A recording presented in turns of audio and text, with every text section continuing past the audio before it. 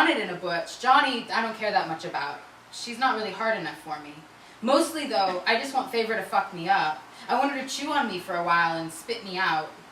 When I play with someone who knows what they're doing, the world looks different, and I come up from it all raw and oozing and fucked up, and I feel better that way, all mixed up and bleary. Tonight, I just couldn't take it anymore. I wanted them so badly. Favor and Johnny came in together, as usual, and for a first little bit, they stayed mostly to the pool table.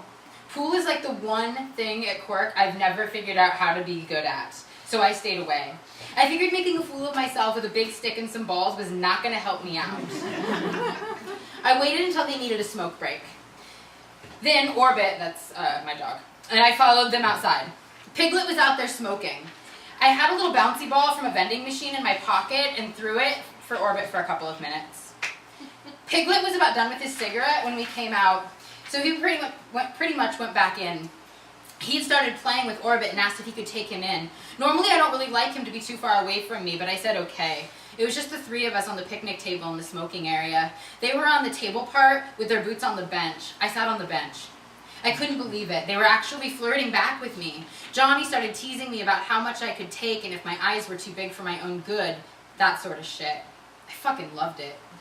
Pretty soon, they finished their cigarettes and went back inside. They were still paying attention to me. I thought my plan was going to work. I was really glad I'd put on my mostly clean boxers before heading over to Quirk. Really crusty.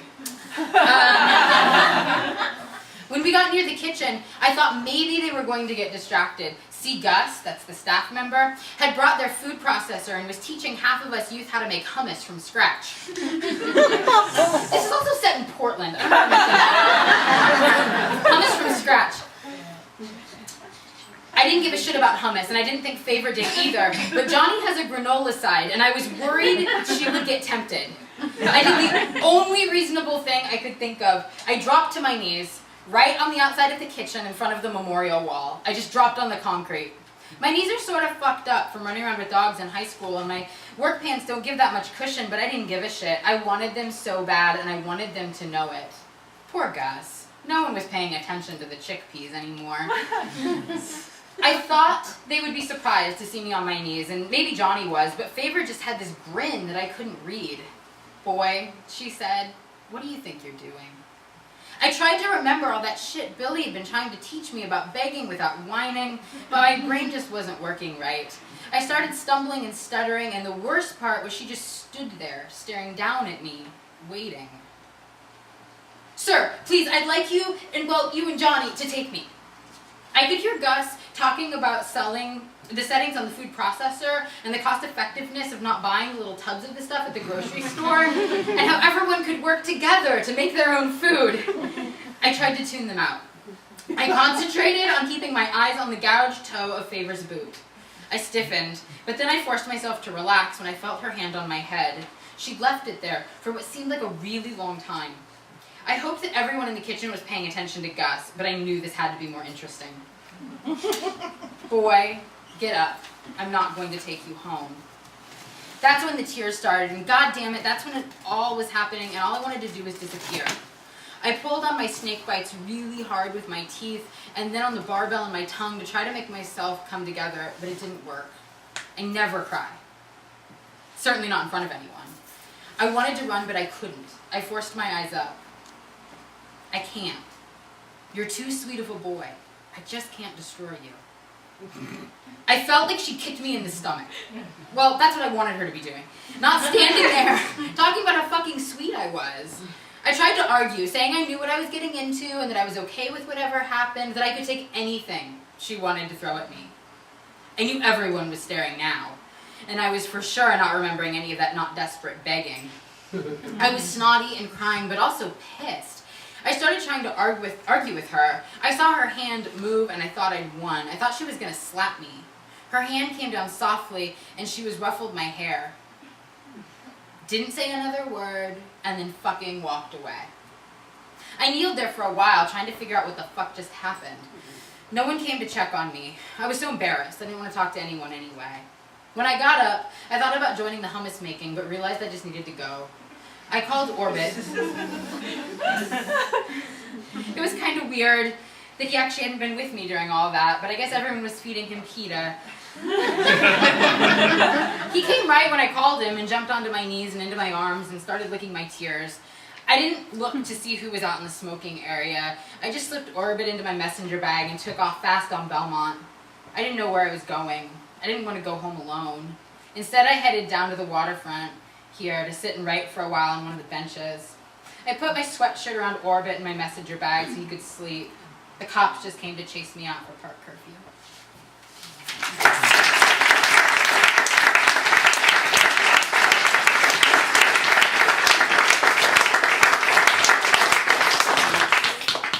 And our next reader is going to be Ignacio.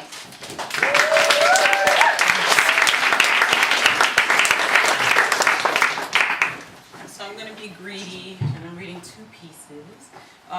One is an old piece, one is a new piece.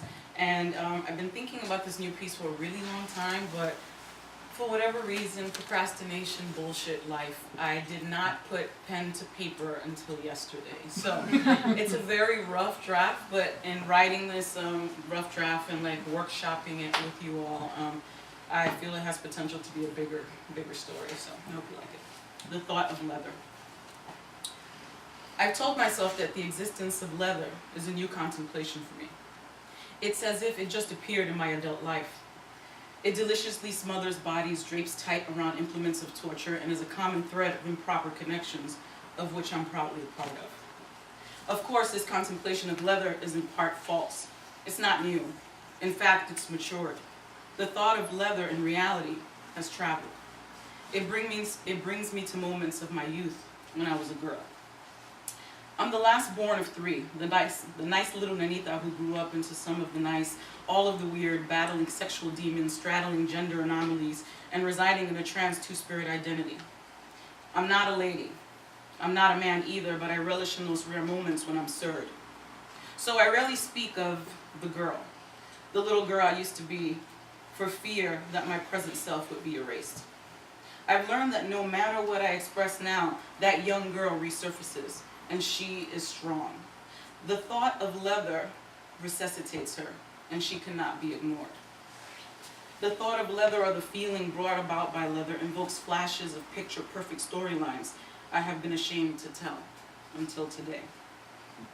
The feeling always takes me to the hallway closet of the apartment I grew up in. It's the closet my family used to hang our jackets, coats, and stored our sweaters. The closet my parents shared was overrun by my mother's stuff, so my pa had to use the closet instead. He's a simple man. He didn't need much space. His closet half empty with jeans, white tees, boots, short-sleeve button-down shirts called guayaberas, sweaters, and his leather jacket.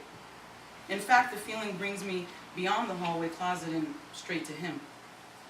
I was intrigued with my pa. I wanted to be with him always.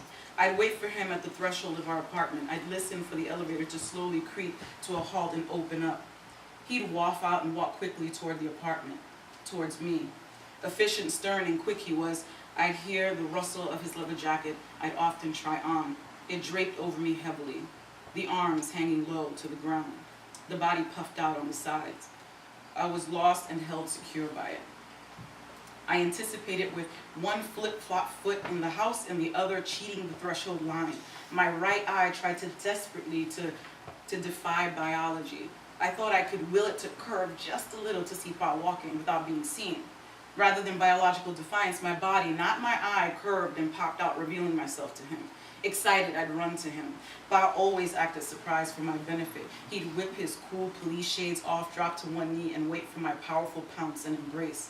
I sunk into his body, his jacket. Life was pumped into my lungs as I took in the merging of scents, leather, beer, and cigarettes. That was his essence, his machismo. Papi was everything. He kind of looked like a Latino Wolfman Jack, full beard, mustache, and had a full head of wavy hair bordering an afro. He scooped me up into his strong arms to walk me the rest of the way to our front door.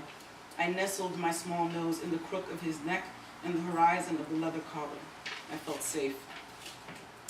That strength and safety embraced me for years. My dad was a blue-collar hard worker. Pa worked his last job for 25 years. 22 at the site where the towers once stood, and the remaining 3 elsewhere after they were taken down.